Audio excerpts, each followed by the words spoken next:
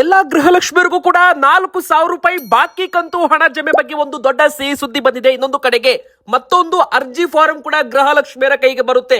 ಹೌದು ವೀಕ್ಷಕರೇ, ನೀವು ಕೂಡ ಅರ್ಜಿಗಳನ್ನ ತುಂಬಬೇಕು ಮತ್ತು ಬಯೋಮೆಟ್ರಿಕ್ ಫೇಸ್ ಅಥೆಂಟಿಕೇಶನ್ ಕೂಡ ಕೊಡಬೇಕಾಗುತ್ತೆ ಅಂತ ಹೇಳಲಾಗ್ತಾ ಇದೆ. ಹಾಗಾದ್ರೆ ಹೊಸ ರೂಲ್ಸ್ ಆಗಿರಬಹುದು, ನಿಯಮಗಳ ಬಗ್ಗೆ ನೋಡೋಣ. ಇನ್ನು ರೇಷನ್ ಕಾರ್ಡ್ ಇದ್ದವರು, BPL ಕಾರ್ಡ್ ಇದ್ದವರು, ಅನ್ನಭಾಗ್ಯ ಫಲಾನುಭವಿಗಳಿಗೂ ಕೂಡ 3 ದೊಡ್ಡ ಸಿಹಿ ಸುದ್ದಿಗಳು ಬಂದಿದ್ದಾವೆ ರಾಜ್ಯ ಸರ್ಕಾರದಿಂದ.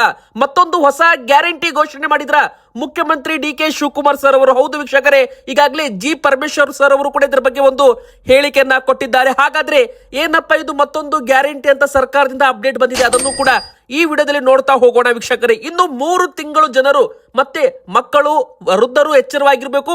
ಈಗ ವೈರಲ್ ಜ್ವರಗಳ ಕಾಟ ಶುರುವಾಗಿದೆ. ಹೌದು, ಇದು ವೈರಲ್ ಜ್ವರಗಳ ಸೀಸನ್ ಕಾಲವಾಗಿದ್ದು ಜ್ವರ ಕಾಣಿಸಿಕೊಂಡ್ರೆ ಪರೀಕ್ಷೆ ಮಾಡಿಸಿಕೊಳ್ಬೇಕು ಅಂತ ಹೇಳಲಾಗ್ತಾ ಇದೆ. ಇದ್ರ ಬಗ್ಗೆ ಅಪ್ಡೇಟ್ ನೋಡೋಣ. ಇನ್ನು ಪಕ್ಕದ ರಾಜ್ಯದಲ್ಲಿ ಆಂಧ್ರ ಪ್ರದೇಶದಲ್ಲಿ ಪತ್ತೆಯಾದ ಕೊರೋನಾ ಒಮಿಕ್ರಾನ್ ತಳಿಯಂತೆ. ಹೌದು ವೀಕ್ಷಕರೇ, ಅತಿ ವೇಗವಾಗಿ ಹರಡುವ ಈ ಒಂದು ಒಮಿಕ್ರಾನ್ ವೈರಸ್ ಈಗ ಆಂಧ್ರ ಪ್ರದೇಶದಲ್ಲಿ ಪತ್ತೆಯಾಗಿದೆ. ಇದು ಒಂದು ಶಾಕಿಂಗ್ ಸುದ್ದಿ ಆಗಿರಬಹುದು. ಇನ್ನೊಂದು ಕಡೆಗೆ ಕರ್ನಾಟಕ ರಾಜ್ಯದಂತ ಭಾರಿ ಒಂದು ಮಳೆ ಆಗ್ತಾ ಇದೆ. ಹಾಗಾದ್ರೆ ನಾಳೆಯಿಂದ ಯಾವೆಲ್ಲ ಜಿಲ್ಲೆಗಳಿಗೆ ಅಲರ್ಟ್ ಕೊಡಲಾಗಿದೆ ನೋಡಿ. ಒಟ್ಟು 4 ರಿಂದ 5 ದಿನಗಳ ಕಾಲ ಭಾರಿ ಮಳೆ ಆಗಲಿದೆ. ಈ ಜಿಲ್ಲೆಗಳಿಗೆ ಅಲರ್ಟ್ ಕೂಡ ಘೋಷಣೆ ಮಾಡಲಾಗಿದೆ. ಎಲ್ಲ ಒಂದು ಅಪ್ಡೇಟ್ ಈ ವಿಡಿಯೋದಲ್ಲಿ ನಿಮಗೆ ಸಿಗುತ್ತೆ. ಸೊ ವೀಕ್ಷಕರೇ, ನೀವೇನ್ ಮಾಡಬೇಕು, ವಿಡಿಯೋನ ದಯಮಾಡಿ ಪೂರ್ತಿಯಾಗಿ ನೋಡಿ. ಹಾಗೆ ಗೃಹಲಕ್ಷ್ಮಿ ಫಲಾನುಭವಿಗಳು, ರೇಷನ್ ಕಾರ್ಡ್ ಇದ್ದವರು ದಯವಿಟ್ಟು ವಿಡಿಯೋಗೆ ಒಂದು ಲೈಕ್ ಮಾಡೋದ್ರ ಮೂಲಕ ವಿಡಿಯೋಗೆ ಸಪೋರ್ಟ್ ಮಾಡಿ. ಹಾಗೂ ಪ್ರತಿಯೊಬ್ರು ಕೂಡ ಕಮೆಂಟ್ ಬಾಕ್ಸ್ ಅಲ್ಲಿ ನಾವು ಕೇಳೋ ಪ್ರಶ್ನೆಗೆ ಉತ್ತರವನ್ನ ಕೊಡಿ. ನಿಮಗೆ 31ನೇ ಕಂತು ಗೃಹಲಕ್ಷ್ಮಿ ಹಣ ಜಮೆ ಆಗಿದೆಯಾ? ತುಂಬಾ ಜನ ಎಸ್ ಅಂತ ಕಮೆಂಟ್ ಮಾಡ್ತಾ ಇದ್ದಾರೆ, ಆದ್ರೆ ಕೆಲವರು ಇಲ್ಲ ಅಂತಾನೂ ಕೂಡ ಕಮೆಂಟ್ ಮಾಡ್ತಾ ಇರುವಂತದ್ದು ನೋಡಿ ವೀಕ್ಷಕರೇ. ಈಗ ಒಟ್ಟು 4,000 ರೂಪಾಯಿ ಬಾಕಿ ಹಣ ಕೂಡ ಯಾವಾಗ ಜಮೆ ಆಗುತ್ತೆ ಎಂಬುದರ ಬಗ್ಗೆ ಒಂದು ಅಪ್ಡೇಟ್ ಕೂಡ ಸದ್ಯದಲ್ಲೇ ಬರ್ತಾ ಇದೆ. ಅಂದ್ರೆ ಎಲ್ಲಾ ಗೃಹಲಕ್ಷ್ಮಿಯರಿಗೆ ಈಗ ನೋಡಿ, ಈ ಒಂದು ಯೋಜನೆ ಪ್ರಾರಂಭವಾಗಿ ಒಟ್ಟು 3 ವರ್ಷ ಕಂಪ್ಲೀಟ್ ಆಗ್ತಾ ಇದೆ. ಅಂದ್ರೆ 36 ತಿಂಗಳು ಅಂದ್ರೆ 36 ಕಂತು ಆಗ್ಬೇಕಾಗಿತ್ತು. ಆದ್ರೆ ಸದ್ಯಕ್ಕೆ 31ನೇ ಕಂತು ಅಂದ್ರೆ ಇದು ಬಾಕಿ ಕಂತು ಅಂತಾನೆ ಹೇಳ್ಬೋದು. ಈಗ 31ನೇ ಕಂತು 62,000 ರೂಪಾಯಿ ಒಂದು ಗೃಹಲಕ್ಷ್ಮಿ ಅಕೌಂಟ್ಗೆ ಹಣವನ್ನ ಜಮೆ ಮಾಡಲಾಗಿದೆ. ಒಟ್ಟು 2,400 ಕೋಟಿ ರೂಪಾಯಿ ಹಣವನ್ನ ಈಗಾಗಲೇ ಬಿಡುಗಡೆ ಮಾಡಲಾಗಿದೆ. ಆದ್ರೆ ಕೆಲವರಿಗೆ ಹಣ ಬಂದಿಲ್ಲ. ಹೌದು ವೀಕ್ಷಕರೇ, ತುಂಬಾ ಜನ ಹಣ ಬಂದಿಲ್ಲ ಅಂತಾನೂ ಕೂಡ ಕಮೆಂಟ್ ಮಾಡ್ತಿದ್ದಾರೆ ನೋಡಿ. ಪ್ರತಿಯೊಂದು ಅಕೌಂಟ್ಗೂ ಕೂಡ ಈಗ ಹಣ ಜಮೆ ಪ್ರಕ್ರಿಯೆ ಶುರುವಾಗಿದೆ. ಒಟ್ಟು 3 ಹಂತದಲ್ಲಿ ಜಮೆಯನ್ನ ಮಾಡಲಾಗುತ್ತೆ. ಮೊದಲ ಹಂತದಲ್ಲಿ ಜಿಲ್ಲಾವಾರು ಮತ್ತು ಜಿಲ್ಲಾ ಪಂಚಾಯತ್, ತಾಲೂಕ್ ಪಂಚಾಯತ್ ಮೂಲಕ ಹಣವನ್ನ ಟ್ರಾನ್ಸ್ಫರ್ ಮಾಡಲಾಗುತ್ತೆ DBT ಮೂಲಕ. ನೋಡಿ, ಈಗ ಈ ಒಂದು ಹಣ ಜಿಲ್ಲಾವಾರು ಟ್ರಾನ್ಸ್ಫರ್ ಆಗ್ತಾ ಇರುತ್ತೆ. ನಂತರ ಕೆಲವೊಂದು ಹಳ್ಳಿ ಪ್ರದೇಶಗಳಲ್ಲಿ, ತಾಲೂಕುಗಳಲ್ಲಿ ಹಣ ಸ್ವಲ್ಪ ಲೇಟ್ ಆಗಿ ಬರೋ ಚಾನ್ಸ್ ಇರುತ್ತೆ. ಯಾಕಂದ್ರೆ ತಾಲೂಕ್ ಪಂಚಾಯತ್ ಮೂಲಕ ಹಣ ಬರಬೇಕಂದ್ರೆ 10-12 ದಿನ ಸಮಯ ಬೇಕಾಗಿ ಬರಬಹುದು. ಸೊ ವೀಕ್ಷಕರೇ, ನಿಮ್ಮ ಅಕೌಂಟ್ಗೆ ಹಣ ಇನ್ನೂ ಬಂದಿಲ್ಲ ಅಂದ್ರೆ ನೀವು ಚಿಂತೆ ಮಾಡೋದು ಬೇಕಾಗಿಲ್ಲ. ಯಾಕಂದ್ರೆ ಇನ್ನು 1 ವಾರ ನೀವು ಕಾಯಲೇಬೇಕಾಗುತ್ತೆ. 1 ವಾರದ ಒಳಗೆ ನಿಮ್ಮ ಅಕೌಂಟ್ಗೆ ಹಣ ಬರುತ್ತೆ. ಮತ್ತೆ ಇನ್ನೊಂದು ಸುತ್ತಿನ ಕಂತು ಹಣ ಅಂದ್ರೆ 32ನೇ ಕಂತು ಹಣ ಕೂಡ ಬಿಡುಗಡೆ ಆಗುವ ಎಲ್ಲ ಸಾಧ್ಯತೆಗಳು ಇರುವಂತದ್ದು ನೋಡಿ ವೀಕ್ಷಕರೇ. ಈಗ ಗೃಹಲಕ್ಷ್ಮಿ ಹಣ ತುಂಬಾ ಬಾಕಿ ಉಳಿದುಕೊಂಡ್ಬಿಟ್ಟಿದೆ, ಅದನ್ನ ಜಮೆ ಮಾಡಲೇಬೇಕಾಗುತ್ತೆ. ಸೊ ಈಗ ಸರ್ಕಾರ ಆದಷ್ಟು ಬೇಗ ಮತ್ತೊಂದು ಕಂತಿನ ಹಣ ಬಿಡುಗಡೆ ಮಾಡುತ್ತೆ ಅಂತ ಹೇಳ್ಬಹುದು. ಆದ್ರೆ ಹೋದ ವರ್ಷದ 2025ರ ಫೆಬ್ರವರಿ ಮತ್ತು ಮಾರ್ಚ್ ತಿಂಗಳದ್ದು 2 ಕಂತು 4,000 ರೂಪಾಯಿ ಹಣ ಗೃಹಲಕ್ಷ್ಮಿಯರ ಅಕೌಂಟ್ಗೆ ಸರ್ಕಾರ ಹಾಕಿಲ್ವಂತೆ. ಸೊ ಇದರ ಬಗ್ಗೆ ವಿರೋಧ ಪಕ್ಷದವರು, ಬಿಜೆಪಿಯವರು, ಆರ್ ಅಶೋಕ್ ಕುಮಾರ್ ಅವರು ಮುಂದಿನ ಬರುವ ವಿಧಾನಸಭೆಯಲ್ಲಿ ಪ್ರಶ್ನೋತ್ತರ ವೇಳೆಯಲ್ಲಿ ಸರ್ಕಾರಕ್ಕೆ ಪ್ರಶ್ನೆ ಮಾಡ್ತೀವಿ, ಇದರ ಬಗ್ಗೆ ಈ ಒಂದು ಹಣ ಸರ್ಕಾರ ಯಾವಾಗ ಗೃಹಲಕ್ಷ್ಮಿಗೆ ಕೊಡುತ್ತೆ ಎಂಬುದರ ಬಗ್ಗೆ ಮುಂದಿನ ಬರುವ ವಿಡಿಯೋದಲ್ಲಿ ನಿಮಗೆ ಅಪ್ಡೇಟ್ ಸಿಗಲಿದೆ ಅಂತಾನೆ ಹೇಳ್ಬಹುದು. ಇನ್ನೊಂದು ಕಡೆಗೆ ಹೇಳಬೇಕಂದ್ರೆ ಮುಖ್ಯಮಂತ್ರಿ DK ಶಿವಕುಮಾರ್ ಸರ್ ಅವರು ಈಗ ಒಂದು ಹೊಸ ಘೋಷಣೆಯನ್ನ ಮಾಡಿದ್ದಾರೆ. ಎಲ್ಲಾ ಫಲಾನುಭವಿಗಳಿಗೂ ಕೂಡ ಶೀಘ್ರದಲ್ಲೇ ಅಂದ್ರೆ ಫಲಾನುಭವಿಗಳ ಕೈಗೆ ಸೇರಲಿದೆ ಹೊಸ ಒಂದು ಅರ್ಜಿ ನಮೂನೆ ಅಂತಾನೂ ಕೂಡ ಇಲ್ಲಿ ಹೇಳ್ಬಹುದು. ಅಂದ್ರೆ ಗೃಹಲಕ್ಷ್ಮಿಯರಿಗೆ ಒಂದು ಅರ್ಜಿ ನಮೂನೆ ಕೈಗೆ ಬಂದು ಸೇರಲಿದೆ.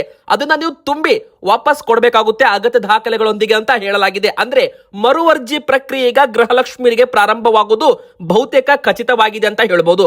ಆದ್ರೆ ಇಲ್ಲಿ ಕಂಡೀಷನ್ ಏನಪ್ಪಾ ಅಂದ್ರೆ ನಿಮ್ಮ ಬ್ಯಾಂಕ್ ಅಕೌಂಟ್ಗೆ ನಿಮ್ಮದೇ ಮೊಬೈಲ್ ಸಂಖ್ಯೆ ಲಿಂಕ್ ಆಗಿರ್ಬೇಕು. ತುಂಬಾ ಜನ ಏನ್ ಮಾಡಿರ್ತಾರೆ, ಬ್ಯಾಂಕ್ ಅಕೌಂಟು ಗೃಹಲಕ್ಷ್ಮಿಯರ ಹೆಸರಲ್ಲಿ ಇರುತ್ತೆ, ಆದ್ರೆ ಮೊಬೈಲ್ ಸಂಖ್ಯೆ ಯಜಮಾನರದ್ದು, ಮಕ್ಕಳದ್ದು ಲಿಂಕ್ ಇರುತ್ತೆ. ಆ ತರ ಇರುವಂತಿಲ್ಲ ಅಂತಾನೂ ಕೂಡ ಹೇಳಿದ್ದಾರೆ. ಅಂದ್ರೆ ನಿಮ್ಮ ಮೊಬೈಲ್ ಸಂಖ್ಯೆ ನಿಮ್ಮ ಬ್ಯಾಂಕ್ ಖಾತೆಗೆ ಲಿಂಕ್ ಇದ್ರೆ ಮಾತ್ರ ಅಂತ ಫಲಾನುಭವಿಗಳಿಗೆ 2,000 ರೂಪಾಯಿ ಹಣ ಜಮೆ ಆಗುತ್ತೆ ಅಂತ ಮುಖ್ಯಮಂತ್ರಿ DK ಶಿವಕುಮಾರ್ ಸರ್ ಅವರು ಹೇಳಿಕೆಯನ್ನ ಕೊಟ್ಟಿರುವಂತದ್ದು. ಇನ್ನು ಮುಂದಿನ ಬರೋ ದಿನಗಳಲ್ಲಿ ಎಲ್ಲಾ ಗೃಹಲಕ್ಷ್ಮಿಯರಿಗೆ ಆ ಫೇಸ್ ಅಥೆಂಟಿಕೇಶನ್ ಅಂದ್ರೆ ಬಯೋಮೆಟ್ರಿಕ್ ಮತ್ತು ಮುಖ ಚೇಹರೆ ಒಂದು ಅಥೆಂಟಿಕೇಶನ್ ತಗೊಳ್ಳಲಿದ್ದಾರಂತೆ. ಅಂದ್ರೆ ಈ KYC ಪ್ರಕ್ರಿಯೆ ಮಾಡಲಿದ್ದಾರೆ ಅಂತ ಹೇಳಲಾಗಿದೆ. ಇನ್ನು ಕೆಲವೇ ದಿನಗಳಲ್ಲಿ ಅರ್ಜಿ ಪ್ರಕ್ರಿಯೆ ಪ್ರಾರಂಭವಾಗುತ್ತೆ. ಇನ್ನು ರೇಷನ್ ಕಾರ್ಡ್ ಇದ್ದವರಿಗೆ ನಿಮ್ಮ ಹತ್ತಿರ BPL ಕಾರ್ಡ್ ಇರಲಿ, APL ಕಾರ್ಡ್ ಇರಲಿ, ರೇಷನ್ ಕಾರ್ಡ್ ಇರಲಿ, ಒಟ್ಟು 3 ದೊಡ್ಡ ಸಿಹಿ ಸುದ್ದಿಗಳು ಬಂದಿದೆ. ಮೊದಲನೇದು ಸಿಹಿ ಸುದ್ದಿ ಏನಪ್ಪಾ ಅಂದ್ರೆ ರೇಷನ್ ಕಾರ್ಡ್ ತಿದ್ದುಪಡಿ ಪ್ರಕ್ರಿಯೆ ಪ್ರಾರಂಭವಾಗಿದೆ. ಹೌದು, ಮುಖ್ಯಸ್ಥರ ಬದಲಾವಣೆ ಮಾಡಿಸೋದಿದೆಯಾ ಅಥವಾ ಹೆಸರನ್ನ ಆಡ್ ಆನ್ ಮಾಡಿಸೋದಿದೆಯಾ ಅಥವಾ ಹೆಸರನ್ನ ತೆಗೆದು ಹಾಕೋದಿದೆಯಾ, ವಿಳಾಸ ಬದಲಾವಣೆ ಮಾಡೋದಿದೆಯಾ ವೀಕ್ಷಕರೇ, ಪ್ರತಿಯೊಂದನ್ನು ಕೂಡ ನೀವು ಈಗ ಮಾಡಿಸಬಹುದು. ಮತ್ತೆ ಮಗು ಹುಟ್ಟಿದ್ರೆ ಮಗುನ ಜನನ ಪ್ರಮಾಣ ಪತ್ರ, ಆಧಾರ್ ಕಾರ್ಡ್ ಒಂದಿಗೆ ಮಗುವಿನ ಹೆಸರು ಕೂಡ ನೀವು ಆಡ್ ಮಾಡಿಸಬಹುದು BPL ಕಾರ್ಡ್ ಅಲ್ಲಿ, ರೇಷನ್ ಕಾರ್ಡ್ ಅಲ್ಲಿ. ಈಗ ರೇಷನ್ ಕಾರ್ಡ್ ತಿದ್ದುಪಡಿ ಪ್ರಕ್ರಿಯೆ ಪ್ರಾರಂಭವಾಗಿದೆ. ಮುಖ್ಯಸ್ಥರ ಹೆಸರು ಬದಲಾವಣೆ, ಚೇಂಜ್ ಮಾಡಿಸಿದ್ರು ಕೂಡ ಮಾಡಿಸಬಹುದು ಅಂತ ಹೇಳಲಾಗಿದೆ. ಇನ್ನು ಎರಡನೇದಾಗಿ, ತುರ್ತು ಆರೋಗ್ಯ ಸೇವೆಗಳ ಕಾರಣಕ್ಕಾಗಿ BPL ಕಾರ್ಡ್ಗೆ ಅರ್ಜಿ ಸಲ್ಲಿಸುವ ಸಾರ್ವಜನಿಕರಿಗೆ 15 ದಿನಗಳ ಒಳಗೆ ಕಾರ್ಡ್ಗಳನ್ನು ವಿತರಣೆ ಮಾಡುವಂತೆ ಸರ್ಕಾರ ಅಧಿಕಾರಿಗಳಿಗೆ ಒಂದು ಸೂಚನೆಯನ್ನ ಕೊಟ್ಟಿರೋದು ಕೂಡ ಒಂದು ಕಡೆಗೆ ಗುಡ್ ನ್ಯೂಸ್. ಇದರಲ್ಲಿ ತುಂಬಾ ಜನರದ್ದು ನೋಡಿ, ತುಂಬಾ ಜನ BPL ಕಾರ್ಡ್ಗೆ ಕಳೆದುಕೊಂಡಿದ್ದಾರೆ. 7,76,000 BPL ಕಾರ್ಡುಗಳು ಬಂದ್ ಆಗ್ತಾ ಇದ್ದಾವೆ. ಈಗಾಗಲೇ 4 ಲಕ್ಷ ಜನರ BPL ಕಾರ್ಡು ಬಂದಾಗಿ ಅವರಿಗೆ APL ಕಾರ್ಡ್ ವಿತರಣೆ ಮಾಡಲಿದ್ದಾರಂತೆ. ಆದ್ರೆ ಇನ್ನೊಂದು ಕಡೆಗೆ ಇದರಲ್ಲಿ ಅರ್ಹ ಫಲಾನುಭವಿಗಳು ಕೂಡ ಇರಬಹುದು. ಕೆಲವೊಮ್ಮೆ ಅವರ ಮನೆಯಲ್ಲಿ ಏನಾದರೂ ತುರ್ತು ಆರೋಗ್ಯ ಸೇವೆಗಳಿಗಾಗಿ BPL ಕಾರ್ಡ್ ಬೇಕಾಗಿರುತ್ತೆ. ಆದ್ರೆ ಅವರು ಅರ್ಹ ಫಲಾನುಭವಿಗಳಾಗಿದ್ರು ಕೂಡ ಬೈ ಮಿಸ್ಟೇಕ್ ಆಗಿ ಅವರದ್ದು BPL ಕಾರ್ಡ್ APL ಕಾರ್ಡ್ ಆಗಿ ವರ್ಗಾವಣೆ ಆಗಿರುತ್ತೆ. ಅಂತವರು ಅರ್ಜಿಯನ್ನ ಸಲ್ಲಿಸಬೇಕು. ಅಂದ್ರೆ ತಹಶೀಲ್ದಾರ್ ಆಫೀಸ್ ಅಲ್ಲಿ, ನಾಡ ಕಚೇರಿಯಲ್ಲಿ ನೀವು ಅಗತ್ಯ ದಾಖಲೆಗಳೊಂದಿಗೆ ಮತ್ತೊಮ್ಮೆ BPL ಕಾರ್ಡ್ಗೆ ಅರ್ಜಿ ಹಾಕಿದರೆ ತುರ್ತು ಆರೋಗ್ಯ ಸೇವೆಗಳ ಮುಖಾಂತರ 15 ದಿನಗಳ ಒಳಗೆ ಅವರಿಗೆ BPL ಕಾರ್ಡ್ ವಾಪಸ್ ವಿತರಣೆ ಮಾಡಬೇಕು ಅಂತ ಆಹಾರ ಇಲಾಖೆಯಿಂದ ಒಂದು ಅಪ್ಡೇಟ್ ಇಲ್ಲಿ ಬಂದಿರುವಂತದ್ದು ವೀಕ್ಷಕರೇ.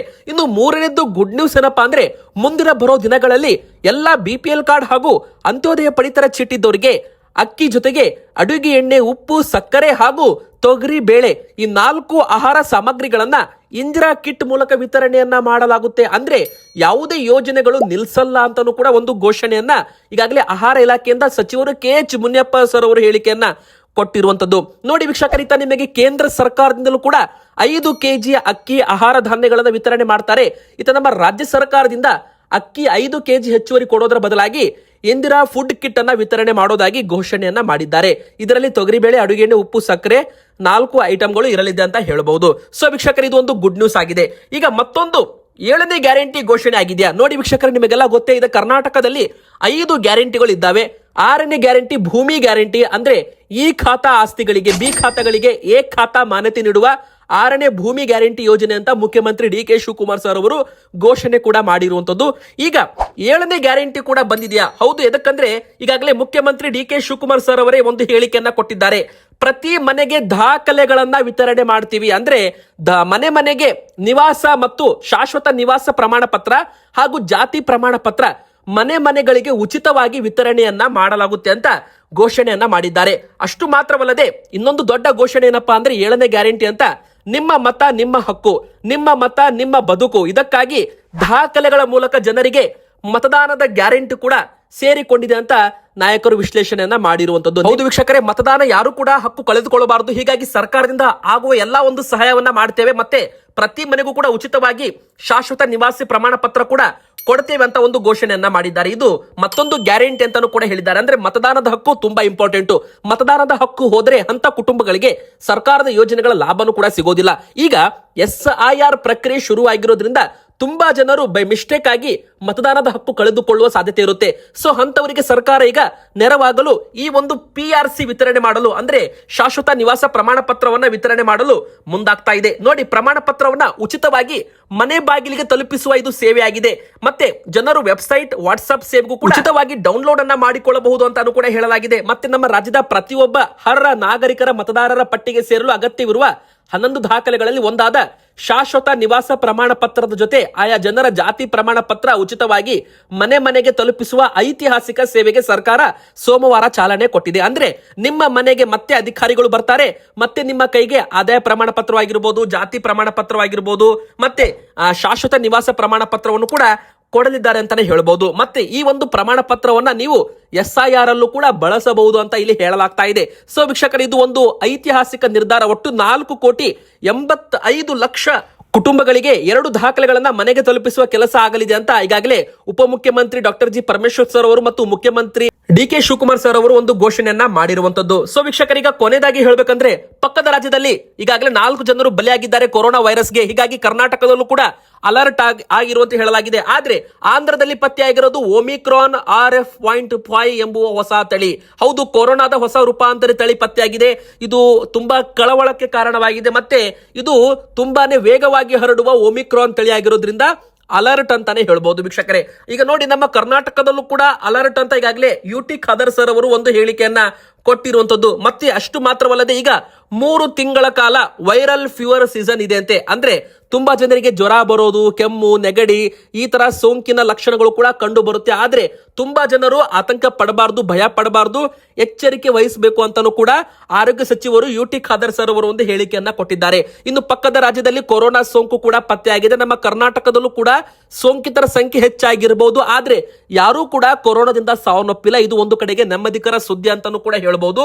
ಈಗ ಕೊರೋನಾ ಮಾತ್ರ ಅಲ್ಲ, ಡೆಂಗ್ಯೂ, H1N1 ಮತ್ತು ಕೊರೋನಾ ಸೇರಿದಂತೆ ಸಾಂಕ್ರಾಮಿಕ ರೋಗಗಳನ್ನು ಎದುರಿಸಲು ಸರ್ಕಾರ ಸಂಪೂರ್ಣವಾಗಿ ಸಜ್ಜಾಗಿದೆ. ಇನ್ನು ವಿಮಾನ ನಿಲ್ದಾಣಗಳಲ್ಲಿ ತಪಾಸಣೆ ಮತ್ತು ಸ್ಕ್ರೀನಿಂಗ್ ವ್ಯವಸ್ಥೆ ಕೂಡ ಮುಂದುವರೆದಿದೆ ಅಂತ ಹೇಳಲಾಗಿದೆ. ಮತ್ತೆ ಸಾರ್ವಜನಿಕರು ಸೊಳ್ಳೆಗಳ ಉತ್ಪತ್ತಿ ತಡೆಯುವಲ್ಲಿ ತುಂಬಾ ಎಚ್ಚರಿಕೆ ವಹಿಸಬೇಕು ಅಂತ ಮತ್ತೆ ಸಹಕರಿಸಬೇಕು ಅಂತಾನೂ ಕೂಡ ಹೇಳಿದ್ದಾರೆ.